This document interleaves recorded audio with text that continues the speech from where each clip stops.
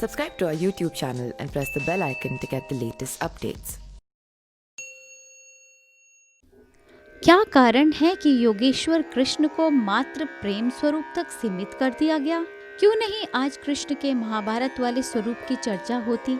क्यों कृष्ण जैसे महान योद्धा, योगी, कूटनीतिज्ञ के विरुद्ध केवल माखन चुराने के स्वरूप तक सीमित कर दिया गया? क्या भारत के विध्वंसक कृष्ण प्रिय नहीं थे? अपने पुत्र को श्राप देने वाले, अपने कुल का नाश करने वाले महाभारत युद्ध संचारी संभवतः भारतीय योद्धाओं के इतिहास में वे प्रथम हैं जो रणझौर और प्रजा के रक्षण हेतु राजधानी भी बदलते हैं। भारत में 3 नीति प्रचलित रही हैं: कृष्ण नीति, विदुर नीति और चाणक्य नीति।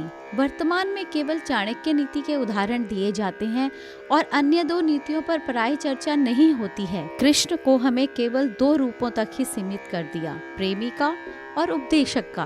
उससे परे देखने की दृष्टि नहीं, ना ही उनकी नीतियों की चर्चा की जाती है, जबकि आज देश को इसकी महती आवश्यकता है। कृष्ण रूढ़ियों को तोड़ते हैं। वे राम की तरह समाज के उस वर्ग का प्रतिनिधित्व करते हैं जो तत्कालीन समाज में राजन्य वर्ग से दूर ही था। राम वनवासियों को लेकर युद्ध करते हैं तो इसके विपरीत कृष्ण ब्रिजवासियों को लेकर इंद्र की सत्ता को चुनौती देते हैं।